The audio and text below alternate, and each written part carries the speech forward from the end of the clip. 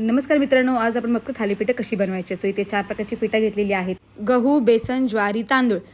सोबतच मी ते कटिंग करून घेतले आहे. मिक्सरला आपल्याला लसूण, आलं आणि मिरची याचं वाटण करून पिठात टाकायचं आहे. इथे मी लाल तिखट टाकून घेतलेलं आहे, मीठ टाकलेलं आहे, सोबतच जिरेपूड टाकली आहे, धनेपूड टाकली आहे, हळद टाकली आहे, कांदा बारीक करून टाकलेला आहे, कोथिंबीर टाकली आहे आणि छान त्या पिठावर पाणी टाकून थंड साधं पाणी टाकून याला पीठ मळून छान मळून घ्यायचं आहे. आणि हां, जर तुमच्याकडे जिरेपूड नसेल तर तुम्ही आलं लसूणसोबत जिरंसुद्धा मिक्सरला लावू शकता.